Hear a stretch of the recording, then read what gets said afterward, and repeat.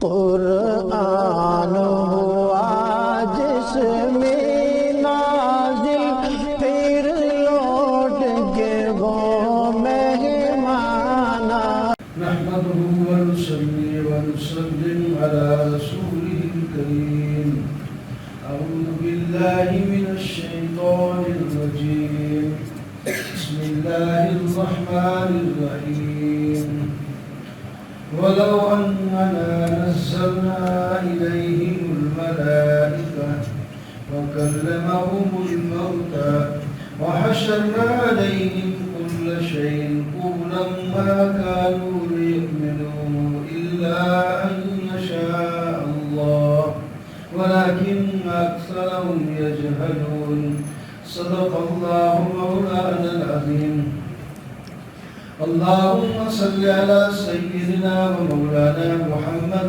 وعلى آل سيدنا ومولانا محمد وبارك وسلم سورۃ الانعام 8واں پارہ شروع ہو رہا ہے۔ 7ویں پارے کے آخر میں معجزے کا بیان تھا کہ اگر ان کو معجزہ دکھا دیا جائے تو ممکن ہے اور ایمان لے آئے۔ اس کا جواب اللہ نے دے دیا تھا، آپ کو کیا معلوم کہ یہ معجزہ دیکھنے کے بعد ایمان آئے۔ مزید ان کی ضد کا بیان ہے کہ انہوں نے ایمان نہیں لانا۔ 8ویں پارے میں اگر ہم ان کے پاس فرشتے بھیج دیں اور ان کے مردے، ان کے باپ دادے استاد وغیرہ اٹھ کے اگر ان سے بات کریں اور ہم دنیا کی ہر چیز کو جمع کر کے ان کے سامنے کھڑا کر دیں، یہ اتنے ضدی ہیں، یہ ایمان پھر بھی نہیں لائیں گے، پھر ان کے مطالبات پورے کرنے کی ضرورت بھی نہیں ہے۔ وَكَذَلِكَ جَعَلْنَا لِكُلِّ نَبِيٍّ عَدُوًّا شَيَاطِينَ الْإِنسِ۔ ایمان نہ لانے کی وجہ یہ ہے کہ ہر نبی کے لیے اور امت کے لیے شیطان ہیں، انسانوں میں سے بھی اور جنوں میں سے بھی، اور اس طرح ایک دوسرے کو تبلیغ کرتے ہیں، سمجھاتے ہیں اور ہدایت کی طرف بلاتے ہیں۔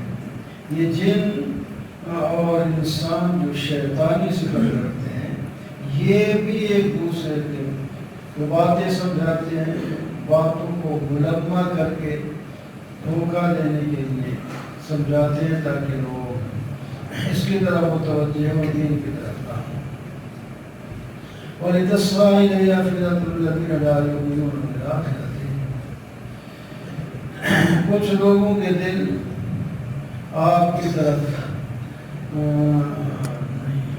أَفْئِدَةُ الَّذِينَ لَا يُؤْمِنُونَ بِالْآخِرَةِ، جھکتے ہیں اس کی طرف، ان کی طرف، ان کی باتوں کی طرف جو آخرت پر ایمان نہیں رکھتے۔ کیا اللہ کے غیر کو ہم کیونکہ بعض نے یہ مطالبہ کیا تھا کسی یہودی عالم کو حکم بنا لیتے ہیں، وہ جو فیصلہ کریں ایمان لانے نہ لانے کا، تو آپ کی نبوت کا تو ہم بھی مان لیں گے۔ اللہ تعالیٰ نے فرمایا کہ میری نبوت اور یہ دین کسی یہودی عالم کے فیصلے کا محتاج نہیں ہے، ہم اللہ کی نازل کردہ احکام کے پابند ہیں۔ وَتَمَّتْ كَلِمَةُ رَبِّنَا صِدْقًا وَعَدْلًا، اللہ کی باتیں پوری ہوں گی، سچی بھی ہیں اور انصاف والی ہیں، ان کو کوئی تبدیل نہیں کر سکتا۔ اکثریت کی آج کل جمہوریت کے نعرے لگتے ہیں کہ جمہوریت جمہوریت اکثریت۔ اللہ تعالیٰ فرما رہے ہیں دنیا میں جو لوگ ہیں ان میں سے جو اکثر لوگ ہیں وہ گمراہ قسم کے لوگ ہیں، بے دین قسم کے لوگ ہیں۔ اگر آپ نے ان کی اتباع کی تو وہ سیدھے راستے سے ہٹا دیں گے، کیونکہ یہ صرف گمان کے پیروکار ہیں اور اٹکلوں سے کام لیتے ہیں۔ فَكُلُوا مِمَّا ذُكِرَ اسْمُ اللَّهِ عَلَيْهِ إِن كُنتُمْ بِآيَاتِهِ مُؤْمِنِينَ، جس پر اللہ کا نام لے کر ذبح کیا گیا ہو وہ حلال ہوتی ہے، اس کو کھائیں، اور جس پر اللہ کا نام نہیں لیا گیا، خواہ وہ اصل میں حلال تھی، بکری کی بھیڑ بکری تھی، لیکن وہ ذبح نہیں کی گئی تو وہ حرام ہے، اس کو آپ لوگ نہیں کھا سکتے، ہاں مجبوری ہو کوئی کھانے کی چیز نہ ہو تو یہ حرام سے بھی اپنی جان بچا سکتے ہیں۔ وَذَرُوا ظَاهِرَ الْإِثْمِ وَالْبَاطِنَ، ہر قسم سے حلال حرام کی بات نہیں ہے، ہر قسم کے گناہ خواہ برے بندوں ہوں جس کو سب جانتے ہوں یا پوشیدہ چھوٹے ہوں یا لوگوں کو پتہ نہ ہو، یہ سب چھوڑ دینی چاہیے، پھر کامل مسلمان ہو۔ وَلَا تَأْكُلُوا مِمَّا لَمْ يُذْكَرِ اسْمُ اللَّهِ، جس پر اللہ کا نام ذکر نہیں کیا گیا اس میں سے نہیں کھانا۔ اور وَمَنْ كَانَ مَيْتًا فَأَحْيَيْنَاهُ وَجَعَلْنَا لَهُ، مثال کے ساتھ سمجھایا، جو ایمان لاتا ہے اس کو ایمان کا نور مل جاتا ہے، وہ اس نور کی وجہ سے چلتا ہے۔ جو کافر ہے اس کے دل میں ظلمت ہوتی ہے، وہ ظلمت کی وجہ سے ان لوگوں پر اور اپنی جان پر ظلم کرتا ہے، توحید کی طرف نہیں آتا۔ كَذَلِكَ زُيِّنَ لَهُمْ، اور یہ بات کافروں کے لیے شیطان کی طرف سے مزین کی گئی، اور جو ان کے چودھری ہیں بڑے ہیں وہ بھی جو شیطان کی اتباع کر گناہوں کی طرف لگتے ہیں تو پھر عوام بھی ان کے پیچھے چلے آتے ہیں۔ وَإِذَا جَاءَتْهُمْ آيَةٌ قَالُوا لَن نُؤْمِنَ حَتَّىٰ نُؤْتَىٰ مِثْلَ مَا أُوتِيَ رُسُولُ، آپ سے مطالبہ کرتے ہیں کہ آپ اگر اللہ کے رسول ہیں تو ہمیں اس قسم کے معجزے دکھائیں جیسے کہ پہلے انبیاء نے دکھائے ہیں۔ تو اس کے جواب میں کہتے ہیں اللہ اعلم حیث یجعل رسالتہ، تمہاری مرضی کے مطابق نبوت نہیں ملتی، اللہ تعالیٰ اپنی مرضی سے نبی کا انتخاب کرتے ہیں، اس کے اندر صلاحیت رکھتے ہیں نبوت کی، تو اس واسطے وہ کسی دوسری دلیل پر محتاج نہیں ہے۔ اللہ تعالیٰ جس کے ساتھ بھلائی کا ارادہ کرتے ہیں اس کے سینے کو کھول دیتے ہیں، اس کے اندر نور ہوتا ہے اور کھل جاتا ہے، ہر دین کا مسئلہ اس کو پسند آتا ہے، اس پر عمل کرتا ہے، اور جس کا دل تنگ ہوتا ہے وہ کافر اور مشرک ہے، اس کو ہر چیز مشکل نظرتی ہے، دین پر عمل کرنا مشکل نظر آتا ہے، اس کو ایسے معلوم ہوتا ہے جیسا کہ بغیر سیڑھی کے آسمان کی طرف چل رہا ہو، کتنا مشکل ہوگا۔ ھذا صراط ربی المستقیم، یہ دین سیدھی راہ اللہ تعالیٰ کی، اس کو لو اور جنت میں پہنچ جاؤ۔ قیامت کے دن اللہ تعالیٰ جنوں سے خطاب کر کے فرمائیں گے کہ تم نے ان کو گمراہ کیا تھا، اور ان کے پیچھے چلنے والے جو انسان ہیں وہ بھی کہیں گے قال اولیاء من الانس ربنا استمتع بعضنا، باقی بات یہی ہے کہ ہم نے سے بعد نے بات سے فائدہ اٹھایا ہے اور دین کی طرف نہیں اترتے، یہاں تک کہ یہ ہمارا موت کا وقت آ گیا اور یہاں ہم پہنچ گئے ہیں، اس وقت اعتراف کا کوئی فائدہ نہیں ہوگا۔ یا معاشر الجن والانس لم یأتکم، اللہ تعالیٰ یہ بھی خطاب کریں گے جنوں اور انسانوں، تمہارے پاس ایسے رسول نہیں آئے تھے جو تم نے ہمارے احکام بیان کرتے، وہ کہیں گے جی آئے تھے، ہم نے مانا نہیں ہے، تو اس کو ماننے کا کوئی فائدہ نہیں ہوگا۔ عمل کے درجات ہیں، نیکیوں میں بھی سب برابر نہیں ہوتے، کوئی زیادہ عمل کرتے ہیں کوئی تھوڑا عمل کرتے ہیں، اس کے مطابق ان کو درجہ ملتا ہے۔ اسی طرح کفر کے اندر بھی درجات ہیں، جہنم ہے، تو ان میں بھی جیسا جتنا بھی بڑا کافر مشرک اور بے ایمان ہوگا اس کا بڑا درجہ ہوگا جہنم میں۔ تمہارا تفاوت درجات کا بیان ہے۔ وَرَبُّكَ الْغَنِيُّ ذُو الرَّحْمَةِ، اللہ تعالیٰ غنی ہیں اور رحمت والے ہیں، جو غنی ہوتا ہے کسی کی پرواہ نہیں کرتا، لیکن اللہ تعالیٰ اس کے ساتھ ہے غنی، کسی کی پرواہ تو نہیں ہے، ضرورت تو نہیں ہے، لیکن اللہ رحمت والے ہیں، وہ شفقت کا کام لیتے ہیں، گناہگاروں کو بھی کھلاتے پلاتے ہیں، ان کی توبہ قبول کر دیتے ہیں۔ کوئی قوم من وراء مکانتکم، قوم اپنے حالت پر عمل کرتے رہو، میں بھی کرتا رہوں گا، مجھ سے امید نہ رکھنا کہ تم اگر نہیں مانتے تو میں تمہارے ساتھ مل جاؤں گا، ایسا ممکن ہی نہیں ہے۔ وَجَعَلُوا لِلَّهِ مِمَّا ظَلَمُوا مِنَ الْحَرْثِ وَالنَّسْلِ، یہ تحریمات غیر اللہ کا بیان ہے کہ لوگ اللہ کے لیے جس طرح کھیتی اور جانوروں سے حصہ مقرر کرتے ہیں، اسی طرح غیر اللہ کے لیے بھی حصہ مقرر کر دیتے ہیں. اور اگر اللہ کے حصے میں سے انہوں نے اپنی مرضی سے طے کرتا ہے، وہ غیر اللہ کے حصے کے ساتھ مل جائے تو واپس لے لیتے ہیں. اگر غیر اللہ کا حصہ ادھر گر جائے تو اس کو کہتے ہیں کوئی نہیں، اللہ کو کوئی ضرورت نہیں، وہ ادھر نہیں دیتے ہیں. کچھ جانوروں اور کھیتیوں اور چیزوں کو وہ حرام کرتے ہیں، کہتے ہیں ہماری مرضی کے علاوہ اس کو کوئی کر نہیں سکتا. کچھ جانوروں کے بارے میں کہتے ہیں کہ ان کے پیٹ میں جو بچہ ہوگا وہ صرف مردوں کے لیے ہوگا، عورتوں میں اس کا کوئی حصہ نہیں ہے. ہاں اگر وہ بچہ مردہ پیدا ہو جائے تو پھر مرد اور عورتیں اس کی مردہ گوشت کو کھانے میں برابر ہوں گی. قد خسر الذین کذبوا بلقاء اللہ، وہ قد خسر القتل مرادم سفم ہے، وہ لوگ نقصان میں پڑ گئے جو اپنے جو ہے محدودہ باطلہ کے حکم کے مطابق اپنی اولاد تک کو قتل کر دیتے ہیں اور حلال چیزوں کو حرام کرتے ہیں.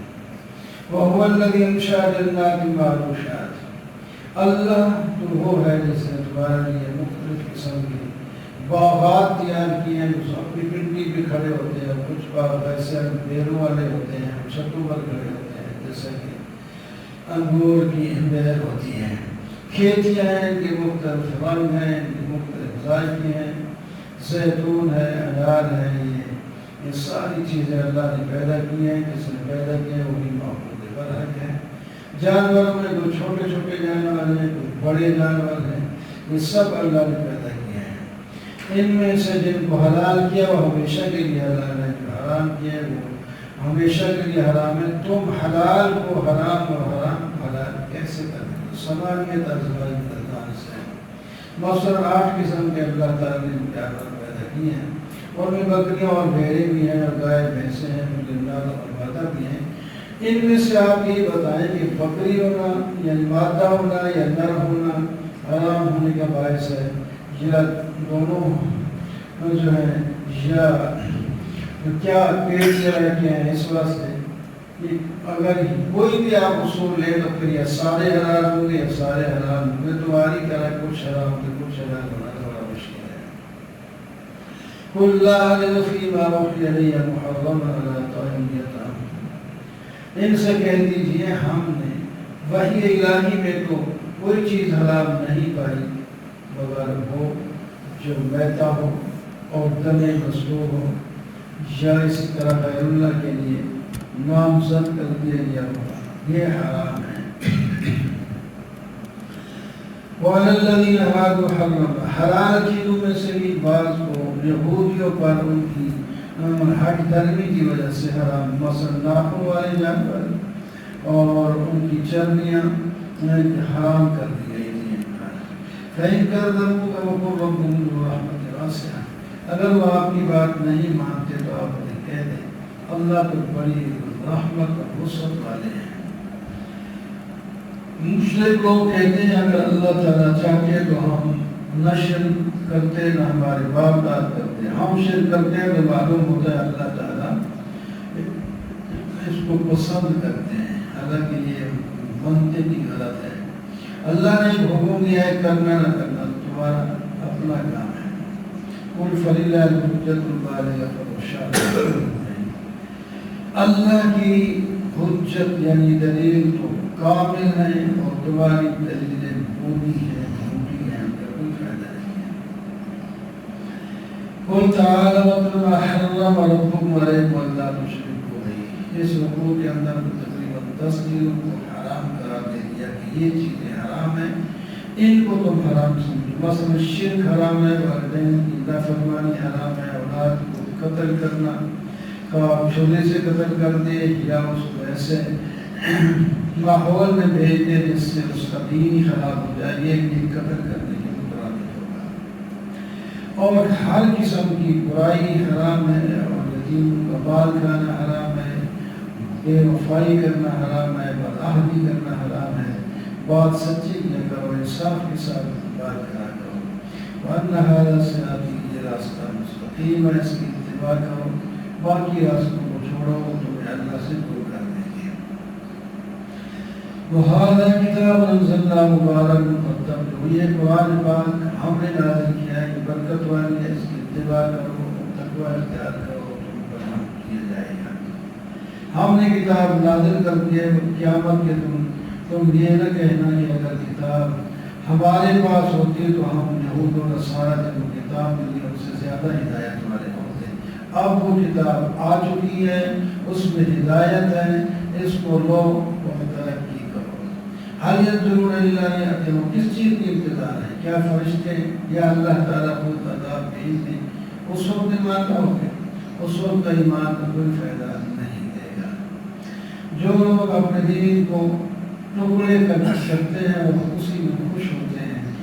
ان کا معاملہ اللہ کے ہاں میں حق پر کون ہے اور باطل پر کون ہے، اللہ تعالیٰ ان کا فیصلہ کریں گے۔ لیکن ہم ابھی سے بتا دیتے ہیں، جو نیکی کرے گا اس کو 10 گنا زیادہ ملے گا، اور جو برائی کرے گا اس کو اس برائی کا ایک ہی بدلہ یعنی ایک ہی برا شمار دیا جائے گا۔ آپ کچھ اعلان کر دیں، وہ پہلا اعلان یہ کریں کہ مجھے میرے رب نے صراط مستقیم کی ہدایت دی ہے، جو دین مضبوط ہے اور ابراہیم علیہ السلام کا بھی دین ہے، اور مجھے یہ بھی فرمایا گیا کہ میں نماز قائم کروں اور قربانی دوں، مالی اور جانی ہر قسم کی عبادت کروں۔ میری زندگی اور میری موت اللہ کے لیے، اللہ کا کوئی شریک نہیں اور میں سب سے پہلے تسلیم کرنے والا ہوں۔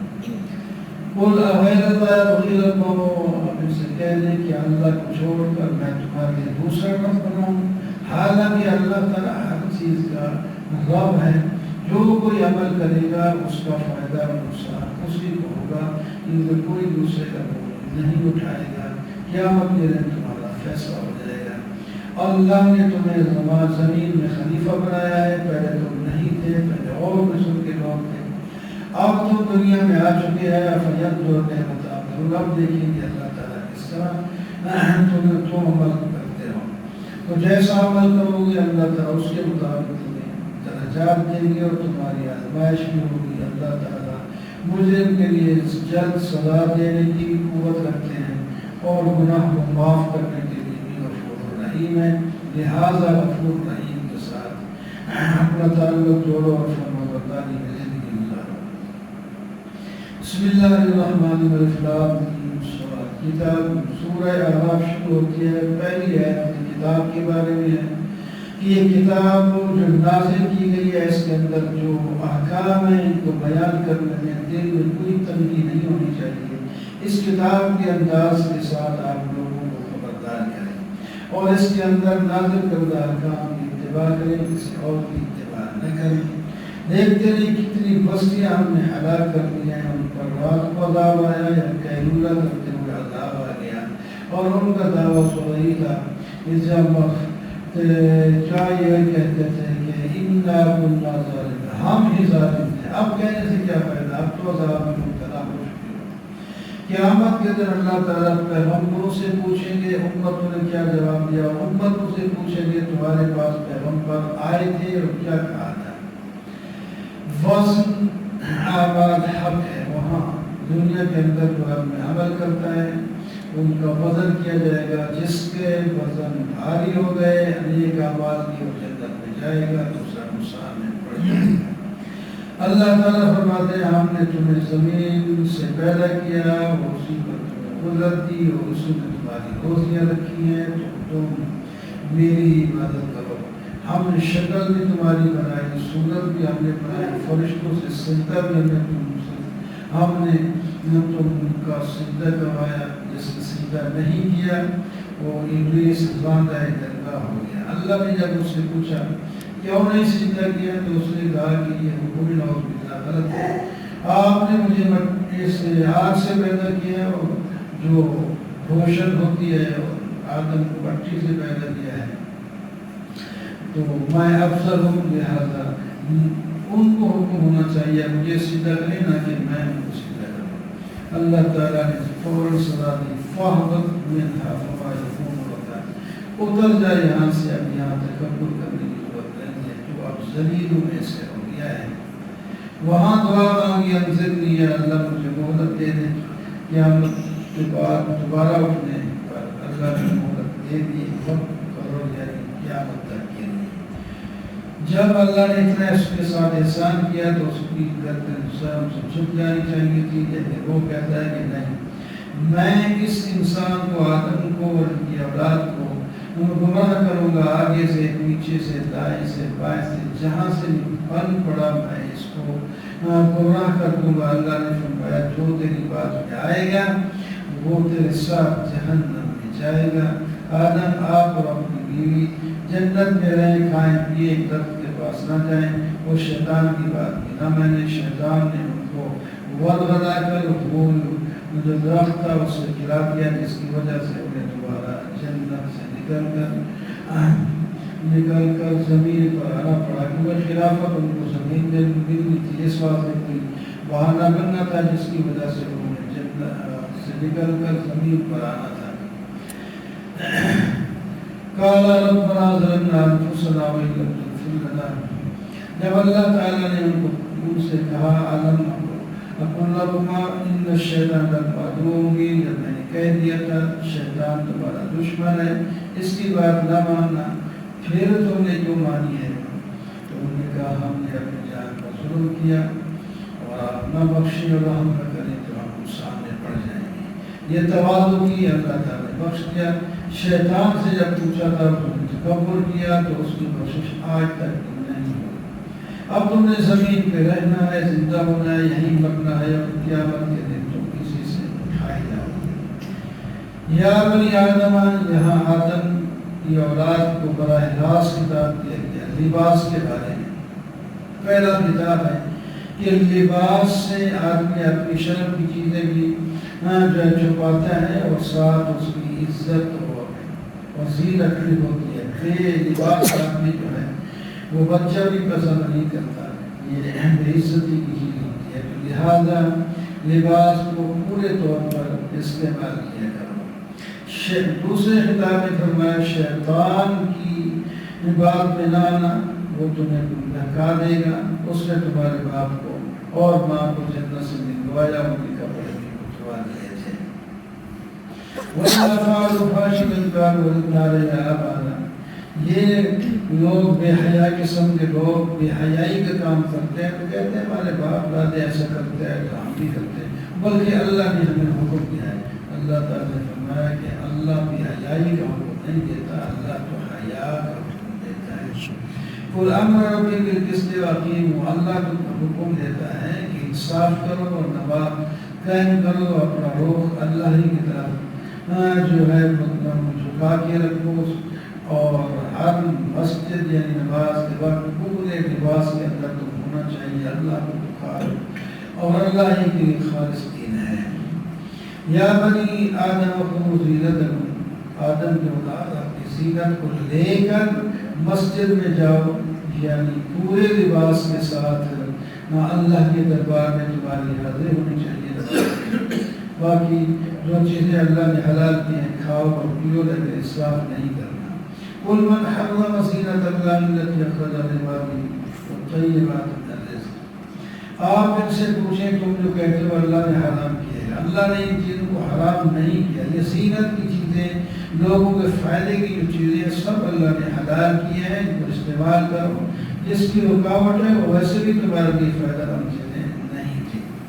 انما حرم، اللہ نے تو حرام کیا ہے بے حیائیوں کو، اور ہر قسم کی بے حیائی کو، اور ہر قسم کے گناہوں کو، اور ظلم اور سرکشی کو، اور شرک کو، اور ناجائز بات کرنے، جھوٹ بولنے کو، یہ چیزیں اللہ نے حرام کی ہیں۔ ہر امت کے لیے وقت مقرر ہے، جب وہ ٹائم آ جائے گا وہ دھر جائے گی، عذاب میں یا موت آ جائے گی۔ چوتھا خطاب ہے یا بنی آدم یا جنت، آدم کی اولاد جب تمہارے پاس کوئی رسول آئے اور تمہیں ہمارے احکام بیان کرے تو اس کی اتباع کیا کرو، اس سے تقویٰ آئے گا، اور جو آدمی تقویٰ والا ہو جائے اور اپنی اصلاح کر لے وہ جنت میں جائے گا، اس پر رحمت خوف ہوگا اور وہ لوگ ظالم ہیں جو اللہ تعالیٰ پر جھوٹ بولتے ہیں یا اللہ کی باتوں کو جھٹلاتے ہیں۔ یہ لوگ جب جہنم میں اکٹھے ہوں گے تو ایک دوسرے پر الزام تراشی کریں گے۔ جو پہلے جماعت جا چکی ہوگی وہ بعد میں آنے والوں کے لیے کہیں گے اے ربنا ہؤلاء اضلونا، ان لوگوں نے ہمیں گمراہ کیا تھا، ہم ان کے پیچھے لگ کر آپ جہنم میں پہنچ چکے ہیں، ان کو دگنا عذاب دے دیا جائے، انہوں نے ہمیں گمراہ کیا۔ اللہ تعالیٰ نے فرمایا انہوں نے کیا تو تم بھی تو گمراہ ہو گئے ہو، کسی کو تم نے بھی کیا، لہٰذا تم نے سب کو دگنا عذاب ہوگا، تمہارے اپنے عمل کی دے گا۔ وہ پہلی جماعت دوسری سے کہے گی تمہیں کیا فضیلت ہے کہ تم ہمارے بارے میں کہہ رہے ہو، کوئی فضل نہیں، تم بھی ہمارے ساتھ ہو۔ تو اللہ تعالیٰ کی طرف سے ہوگا فذوقوا العذاب بما کنتم تکسبون۔ جو لوگ جھٹلاتے ہیں اللہ کے حکام کو، تکبر کرتے ہیں، ان کے لیے نہ جنت کے دروازے کھولے جائیں گے، نہ آسمان سے رحمت کے دروازے ان پر کھلیں گے، یہاں تک کہ سوئی کے ناکے سے اونٹ گزر جائے۔ تو یہ کیونکہ بظاہر ممکن نہیں ہے، لہذا تمہاری ایسے لوگوں کی بخشش نہیں ہوگی۔ جو لوگ ایمان لائے وہ جنت میں جائیں گے، اس میں ہمیشہ رہیں گے، اور دنیا میں اگر ان کے اندر کوئی دشمنی وغیرہ نہیں تھی، حسد کینے بغاوت دشمنی تھی، وہ سب نکال دیں گے وہاں۔ سب اللہ تعالیٰ کے نیک بندے جنت میں بھائی بھائی ہوں گے، کسی کے دل میں کوئی غل و غش نہیں ہوگا، کوئی حسد نہیں ہوگا، سب پیار کے ساتھ جنت میں رہیں گے۔ وہاں جنت والے اوپر نیچے جہنمیوں سے خطاب کریں گے کہ اللہ اے لوگوں، اللہ نے جو ہم سے وعدہ کیا تھا وہ تو سچ، ہم جنت میں مزے کر رہے ہیں، جو تمہارے ساتھ وعدہ کیا تھا اس کے بارے میں بتاؤ۔ تو وہ کہیں گے ہاں جی، لیکن درمیان میں اور بول جائے گا، فرشتہ ہی ہوگا، لعنت ہے انسانوں پر، ابھی کیا جواب دیں گے، انہوں نے تو اللہ کے راستے سے روکا، اس میں کبھی تلاش کی تھی۔ درمیان میں جنت اور جہنم کے ایک جگہ جس کو اعراف کہتے ہیں، وہاں بھی کچھ لوگ ہوں گے، وہ جنتیوں کو بھی دیکھیں گے، جہنمیوں کو بھی دیکھیں گے، اور بہت سو نشانیوں کے ساتھ پہچان بھی لیں گے۔ جنت میں جانے کا وہ بھی تباہ کر رہے ہوں گے، لیکن ان کی جب نظریں جہنم والوں کی طرف پھیرتی جائیں گی تو پھر جنت کی طرف ایک طرف آئے گی، تو پھر کہیں گے یا اللہ ہمیں جہنم سے بچا، ادھر نہ چل پر اس سے ہم نہیں کی گئے۔ آراف والے جہنمیوں نے اس بات کو پہچان کر کہیں گے تمہاری دولت تو تمہارے کام نہیں آئی، تو تمہارا تکبر تمہیں کام نہیں آیا، اور یہ غریب لوگ جنت کے اندر جو جن کے ساتھ مذاق کیا کرتے تھے کہ یہ جنت میں نہیں جائیں گے، کوئی عزت نہیں ملے گی، جنت میں داخل ہیں، خوف میں نظام ہے۔ اسی طرح جہنمی اوپر جنتیوں کی طرف متوجہ ہو کے درخواست کریں گے اوپر سے پانی یا کوئی بھی چیز کھانے پینے کی ڈال دیں، تو جنتی کہیں گے کہ ہمیں منع کر دیا گیا ہے کہ اپنی طرف سے جنت کی چیز جہنم والوں پر نہیں بھیج سکتے۔ ان ربکم اللہ الذی خلق السماوات، تمہارا رب اللہ ہے جس نے آسمان زمین پیدا کیے اور سورج چاند ستارے پیدا کیے، اس کے حکم سے وہ چل رہے ہیں، اسی نے ہر چیز کو پیدا کیا، وہ برکت والا ہے، تمام جہانوں پر برکتیں کرتا ہے۔ ادعوا ربکم تضرعا، تم اپنے رب کو پکار و عاجزی کے ساتھ چپکے چپکے، اللہ تعالیٰ پسند ہی نہیں کرتا جو حد سے تجاوز کرتے ہیں، خامخواہ شور ڈالتے ہیں۔ اللہ تعالیٰ تو دل کی بات بھی سن لیتے ہیں۔ زمین میں فساد مت بتایا کرو، اللہ ہی کو الحال میں دوبارہ کرو، اللہ کی رحمت نیکوکاروں کے قریب ہوتی ہے۔ اللہ ہی بارش سے پہلے ہوا خوشبودی کے لیے ٹھنڈی ٹھنڈی بھیجتے ہیں، پہلے تو پتہ چل جائے کہ بارش ہونے والی ہے، اور کوئی ایسی چیزیں جو بارش میں خراب ہونے والی ہیں وہ سنبھال سکو تاکہ کوئی نقصان نہ ہو۔ بارش آنے کے بعد زمین کے کچھ حصے جو ہے اس کے اندر پودے اگ جاتے ہیں، وہ لہلاتی ہے، کچھ حصے ایسے ہوتے ہیں جس میں کچھ بھی نہیں ہوتا، وہ اسی طرح پھسل بن جاتی ہے، الٹا نقصان بھی ہو جاتے ہیں۔ اسی طرح یہ رحمت کی بارش جو اللہ نے بھیجی ہے، کچھ لوگ تو اس سے فائدہ اٹھا کر اپنے دل کو سرسبز و شاداب کرتے ہیں، اور کچھ لوگ دشمنی کی وجہ سے اور دلدل میں پھنستے ہیں۔ چند قوموں کا نام لیا، مثلا قوم نوح کی طرف حضرت نوح علیہ السلام 950 سال تبلیغ کرتے ہیں، لیکن ان سرداروں نے کہا گمراہ ہے، اور حضرت نے فرمایا کہ میں گمراہ نہیں ہوں، میں تو تمہارا خیر خواہ ہوں، نصیحت کرتا ہوں۔ آخر کار مختصر قصہ یہ نوح علیہ السلام اور ان کے ساتھ ایمان لانے کامیاب ہو گئے، بچ گئے، اور باقی سب کو تو فارغ ہو گئے۔ دوسرا واقعہ قوم ہود کا ہے، اور یہ بڑے ڈیل ڈول والے لوگ تھے، یہ بھی بڑے مالدار اور صلاح قسم کے لوگ تھے۔ انہوں نے بھی اپنے پیغمبر ہود علیہ السلام کی نافرمانی کی، اللہ تعالیٰ نے ان کو بھی تباہ و برباد کر دیا۔ اس کے بعد تیسرا واقعہ حضرت صالح علیہ السلام کی قوم کا تھا، جس کو قوم سمود بھی کہتے ہیں۔ انہوں نے مطالبہ بھی کیا تھا کہ ہمیں اگر اونٹنی پتھر سے نکال کر دکھا دی جائے تو ہم ایمان لائیں گے۔ اللہ تعالیٰ نے ان کا مطالبہ پورا کر دیا، پھر بھی وہ ایمان نہ لائے، الٹا اس کو قتل کر دیا۔ اس کے بعد خود عذاب کا شکار ہو گئے۔ ان میں سے جو سردار ہیں غریب لوگوں کو کہتے یہ بتاؤ کہ جو لوگ ہم صالح علیہ السلام کہہ رہے ہیں وہ بات سچی ہے، ٹھیک ہے، اس کو مانتے ہیں؟ وہ کہتے ہیں جی ہم حق مانتے ہیں جو حضرت صالح علیہ السلام دے کر بھیجے گئے ہیں، لیکن یہ ساتھی کہتے ہیں کفار مشرک ہیں، وہ کہتے ہیں ہم تو اس کو نہیں مانتے، اور اس کے بعد اپنی کے طور پر گاڑ دیے، عذاب کا شکار ہوتے ہیں۔ ان کو ایک زلزلے نے پکڑا اور اپنے گھر کے اندر کودے پڑے ہوئے ختم ہو گئے۔ حضرت صالح علیہ السلام نے پھیر کر فرمایا میری قوم، میں نے تو اللہ کی پیغام بھیج دیے، خیر خواہی بھی زندگی بھر کرتا رہا، لیکن تم خیر خواہوں کو پسند ہی نہیں کرتے۔ چوتھا واقعہ حضرت لوط علیہ السلام کا تھا، لمبے لمبے واقعے یہاں مختصر بتایا جاتے ہیں۔ وہ شرک کے ساتھ بے حیائی کے کام بھی کرتے تھے، آخر کار ان پر بھی ایک عجیب قسم کا عذاب آیا، اوپر سے پتھروں کی بارش برسی اور نیچے سے زمین کو الٹ کر بستی کو الٹ دیا گیا۔ وَأَمْطَرْنَا عَلَيْهِمْ مَطَرًا فَانظُرْ كَيْفَ كَانَ عَاقِبَةُ الْمُجْرِمِينَ۔ آگے شعیب علیہ السلام کی قوم کا واقعہ شروع ہوتا ہے، جس کی طرف مدین علاقہ تھا، ان کی طرف حضرت شعیب علیہ السلام آئے۔ انہوں نے بھی کہا اللہ ہی کی عبادت کرو، سب کی جو ہے تقریروں میں اور خطاب میں اعبدوا اللہ ولا تشرکوا به آتا ہے، اور اس کے علاوہ جو اخلاقی طور پر ان کے اندر خرابیاں تھیں ان کو بھی وہ نشاندہی کر کے روکتے تھے، وہ کمی کرتے تھے ناپ اور تول میں، انہیں کہتے فوف الکلا والمیزان، آپ پورا تول ناپ کیا کریں، لوگوں کو کم کر کے نہ کیا کریں، اور ڈاکہ ڈالتے ہیں فساد زمین میں نہ کیا کرو، اور راستے میں بیٹھ کر لوگوں کو ڈرایا نہ کرو، اللہ کے راستے سے روکا نہ کرو، وکیل میں کہیں تلاش نہ کیا کرو۔ تم یہ بھی تمہیں یاد ہونا چاہیے کہ تم تھوڑے سے تھے، اللہ نے تم پر برکت فرمائی، بہت زیادہ بن گئے، اور آپ اس کا شکر کرنا چاہیے تھا۔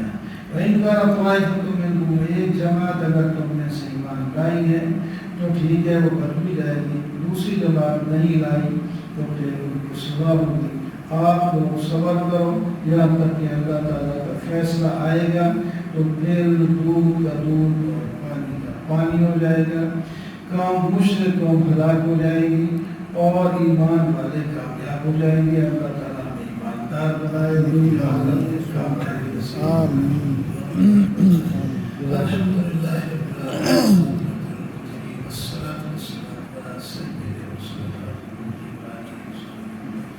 ربنا ظلمنا انفسنا وان لم تغفر لنا وترحمنا لنكونن من الخاسرين۔